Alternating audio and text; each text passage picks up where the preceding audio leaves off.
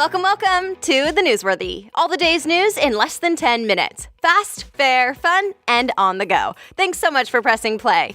Today, controversial videos from the president and more accusations against Matt Lauer. Plus, the American Airlines glitch affecting the holidays and YouTube's newest feature. All that and much more in less than 10 minutes. I'm Erica Mandy. Today is Thursday, November 30th. You ready? Let's do this. More controversy surrounding the president and his tweets. Well, in this case, it was a few retweets of anti-Muslim, unverified videos. President Trump retweeted videos from a far-right British group. The videos claim to be showing what it called Muslim migrants getting violent. But there's really no explanation or verification of those videos, and the New York Times reports the people in the videos might not actually be Muslim migrants. Britain's prime minister called it wrong for the president to share these videos, and even other U.S. politicians condemned them. A top Republican said the president was basically giving the thumbs up to religious bigotry. But the White House is defending the move. Fox News reports the White House spokeswoman said, regardless of the video, the threat is real, and strong borders are needed. Remember when the president's Twitter account was taken down for about 11 minutes, and how Twitter said it was because of an employee on his last day? Well, TechCrunch apparently talked to that ex-employee. He's a guy from Germany in his 20s who was working in the U.S. on a work and study visa. He says on his last day, someone flagged the president's account, so he just started the process to deactivate it. Then he says he left the building. He apparently only heard later that it actually worked. He says he didn't really expect it to go through. The account was put back up and Twitter launched an internal investigation so it wouldn't happen again. Usually, Twitter won't take down the president's tweet saying they're newsworthy, even if they do violate the terms of service. Well, another TV host got fired. This time, NBC's Today Show host, Matt Lauer, a staple of the show for the last 20 years. His co-host, Savannah Guthrie, made the announcement yesterday morning saying she's heartbroken for everyone involved. So first, the basics. NBC News said a colleague made a complaint Monday night about inappropriate sexual behavior. Matt Lauer was fired by Wednesday morning. Here are a few other things that have come out since then. Variety has apparently been investigating accusations for 2 months. A new report says multiple women are accusing Lauer of harassment. Examples of his alleged behavior: giving a colleague an adult toy as a gift with a note. A different woman says she was called into his office and he dropped his pants. And he apparently had a way to lock his office door while he sat at his desk. Several women say they complained to execs, but nothing ever happened. And remember that Lauer used to co-host with Katie Couric. Well, MSN pointed out she said in a 2012 interview that he would pinch her backside a lot. Lauer hasn't said anything about all of this, at least not yet. For now, another host, Hoda Kotb, will be filling in. So you kind of need a pilot if you're traveling on a plane, right? Well, that's the thing missing on 15,000 American Airlines flights between Christmas and New Year's. Yeah, Yahoo Finance says a computer glitch is to blame. So here's what happened. Pilots use an app that allow them to switch schedules with each other. If the flight is marked green, a pilot can also drop that flight and pick up another. But if it's marked red, they can only switch schedules with each other, not drop it. Well, a glitch allowed pilots to say, not it, on working around the holidays. So no one is scheduled to work thousands of flights. American Airlines said it won't lead to canceled trips, so don't worry. They'll just have to use reserve pilots or pay pilots extra. Apparently, the union for the pilots has been trying to get better holiday pay anyway, so they may see an opportunity here. Reusable rockets are getting the thumbs up from NASA. The Verge reports for the first time, NASA will send a rocket booster to space that's already been there and back.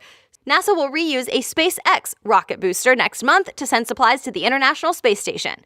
Reusing rockets is one of the key things Elon Musk and his company SpaceX try to do. It lowers the cost of going to space. Quartz reports until now, only private companies were really willing to take on the new risk of reusing rockets. But now, NASA seems on board. All right, other things people may be talking about today. Home prices are way up, at least in more than 150 of the largest metro areas. Business Insider says home prices went up 92% compared to the same time last year, and incomes aren't really keeping up. To qualify for a mortgage in the top 5 metro areas, which are mostly in California, by the way, you need to make more than $110,000.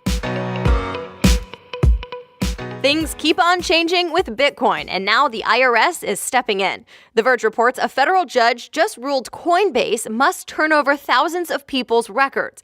Coinbase is a broker for digital currencies, including Bitcoin. And now it'll have to hand over info to the IRS about any of its users who bought, sold, or got more than $20,000 through their accounts. The case first got filed because the number of people using Coinbase and the people telling the government that they made money with Bitcoin just weren't matching up.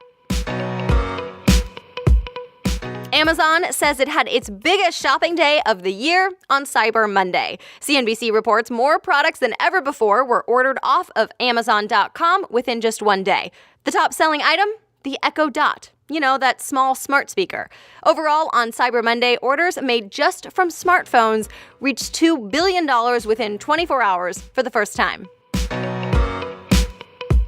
New tools on Facebook to help nonprofits. ABC News reports Facebook will provide certain organizations, like the Red Cross, with data about who needs help and where they are. And instead of just seeing all those individual posts, an algorithm will turn it all into more useful data, like maps.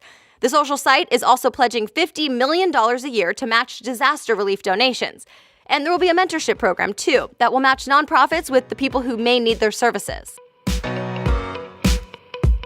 Snapchat is getting a facelift, and now we know a little more about what that will look like. The Verge reports it includes a Friends page and keeps that separate from more professional content. So how does the app know which is which? Well, if the other account follows you back, it's considered a friend. If not, it'll stay on the Discover side. The changes will start as a test with a small group, but should go out to everyone in the coming weeks.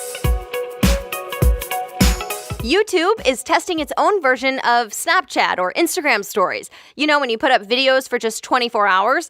But with YouTube's version of this, the videos won't expire. TechCrunch reports it's called Reels, like a video reel. It's testing it with YouTube creators who have at least 10,000 subscribers. The videos can be up to 30 seconds each, and like other apps, will have things like filters, text, and stickers.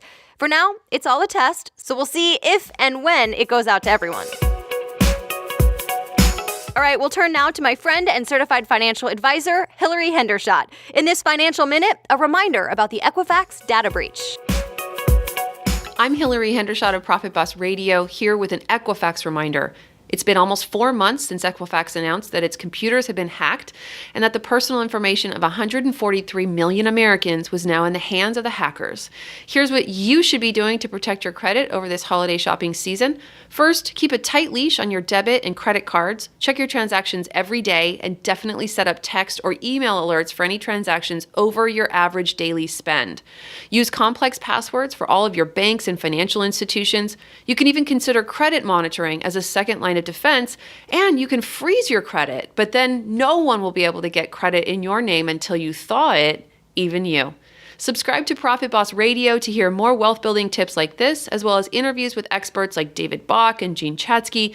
Next week's episode is called How to Save Thousands on Health Insurance. Hillary is also doing an in-person wealth-building workshop for women in January, so you can learn more at ProfitBossLive.com. And that's it. You are all caught up. Thanks so much again for listening. And don't forget to find me on Instagram and Twitter at the NW Podcast, or go to Facebook.com/Erica Mandy. I would love to connect with you. As always, if you want to read more about any of the stories we talked about today, you'll find all the links on thenewsworthy.com. Click episodes, then today's date. The Newsworthy is ready for you every day, Monday through Friday by 4 a.m. Eastern Time. I will be back with more news tomorrow, which will be December. Have a great day.